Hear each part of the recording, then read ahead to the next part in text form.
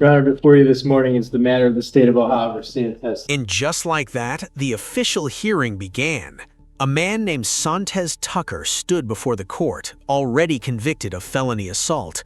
But this wasn't just another routine case, because everyone in that room already knew. At this point, nobody knew how intense this hearing was about to become. Before the court for purposes of sentencing, the defendant having pleaded guilty and being found guilty of 1 count, F4 assault. Parties are ready to go forward, Your Honor. All right, thank you. Ms. Tomaszek? Yes, thank you, Your Honor. We would like to ask the court today to give Mr. Tucker an opportunity on community control sanctions. The defense immediately asked for something huge. Not prison, but rehabilitation. They argued that Tucker was finally ready for treatment, finally ready to change. And honestly, for a second, it almost sounded hopeful. Would you give someone another chance after multiple violent offenses? Your Honor, in speaking with Mr. Tucker, he has had an opportunity to meet with Larry Heller from Nora. The defense explained there was already a rehab bed waiting for him. Everything was lined up: treatment, mental health support, drug recovery. It sounded like a fresh start. But then the judge started asking questions.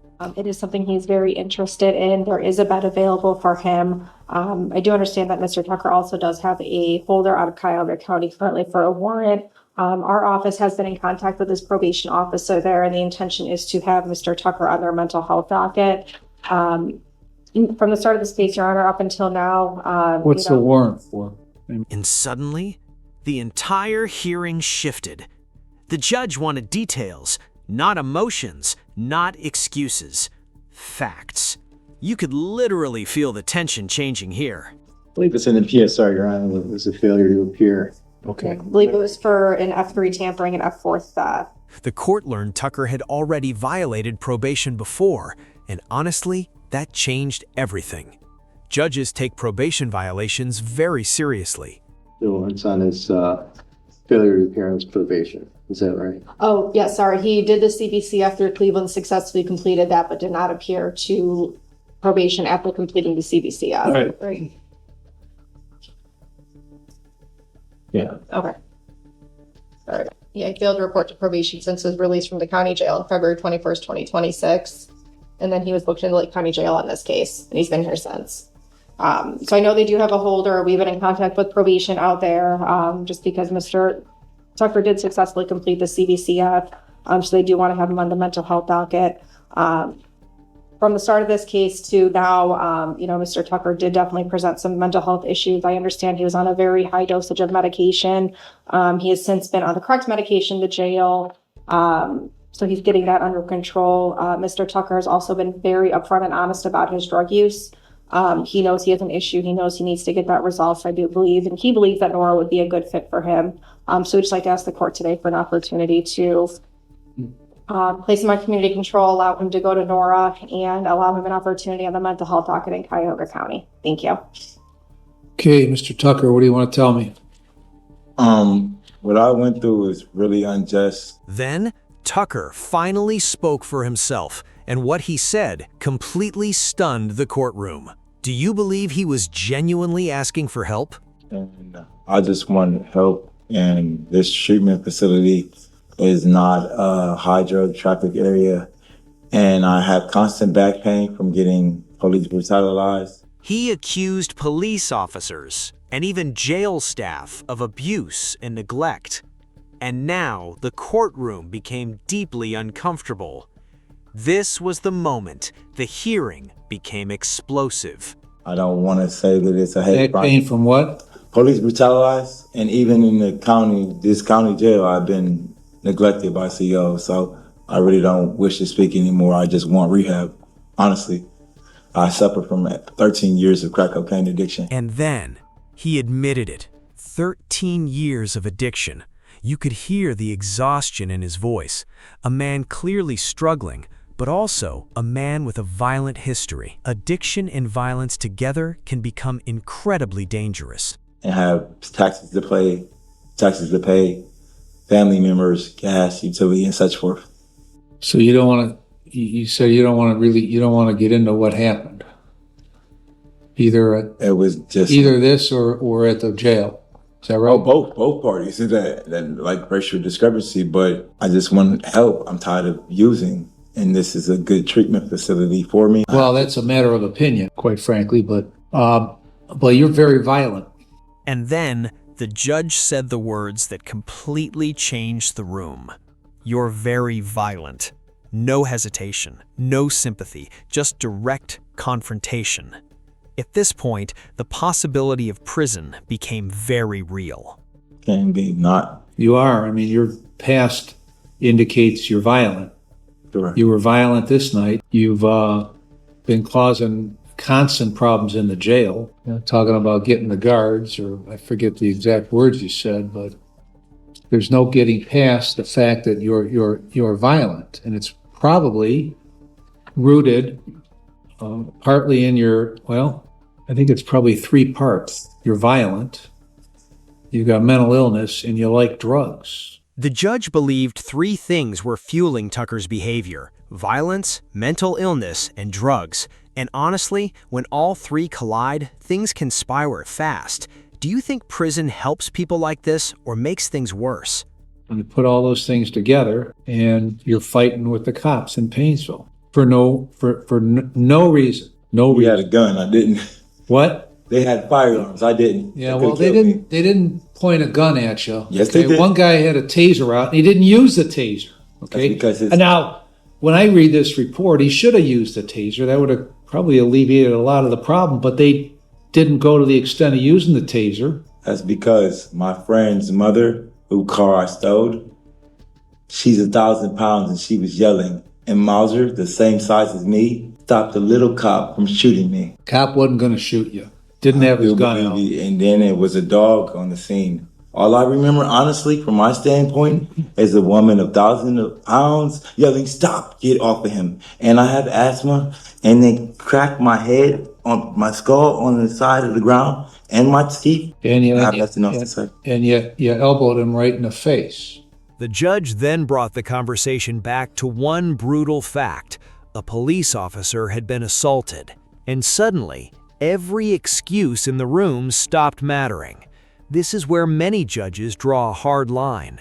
That's self-defense. Well, maybe we should have a trial. Are you telling me you didn't assault the police officer? Because you pled guilty to assaulting the police officer. Yeah.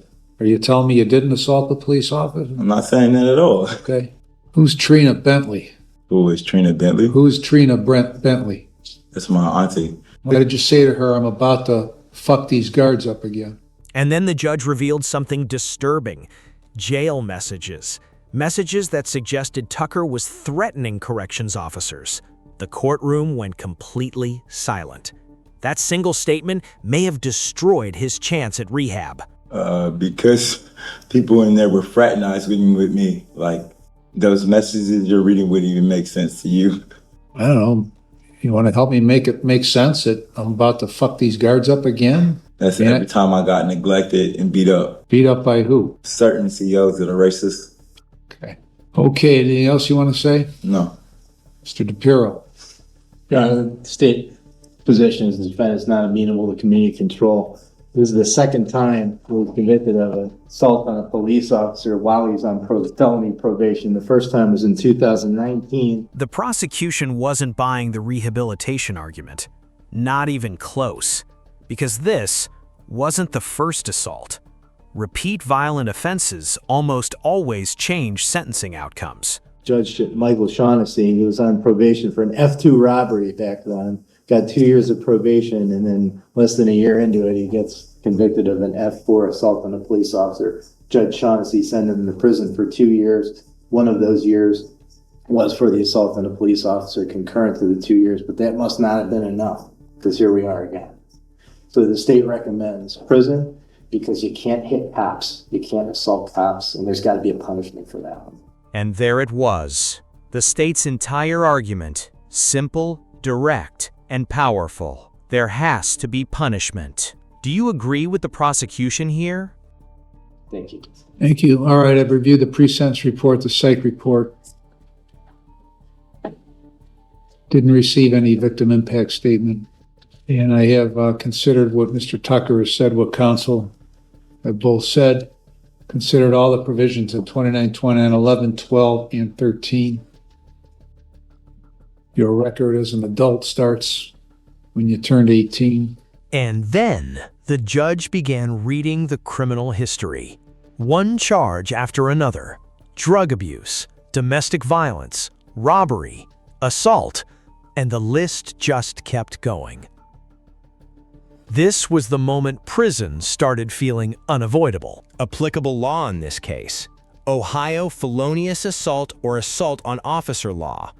Ohio Revised Code 2903.13 assault. No person shall knowingly cause or attempt to cause physical harm to another.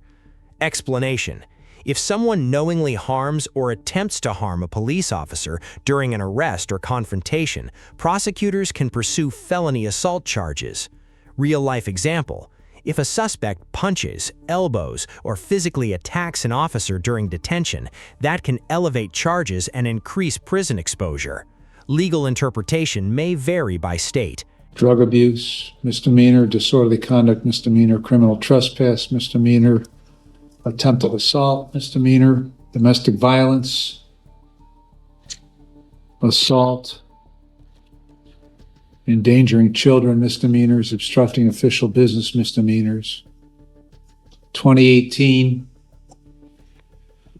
F2 robbery and F5 drug possession, sent to prison, got out in October of 23, so spent almost 4 years in prison.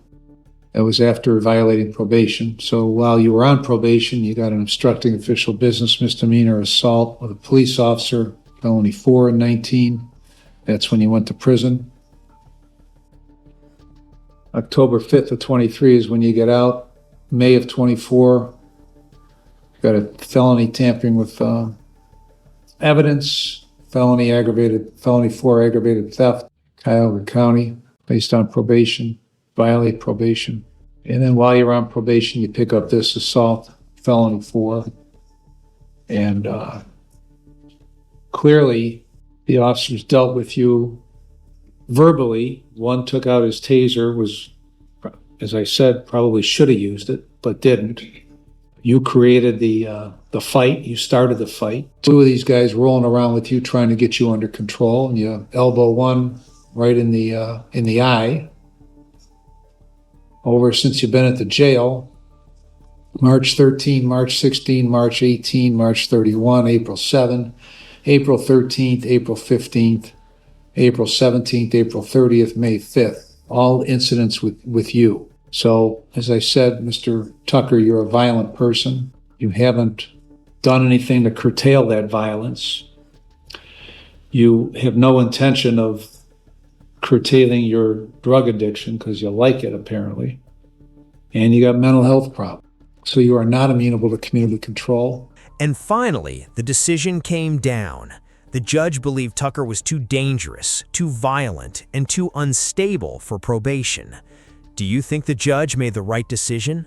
Based on everything I just indicated out of the pre-sentence report, including your previous time in prison, so I'm going to sentence you to 18 months in prison. 18 months in prison.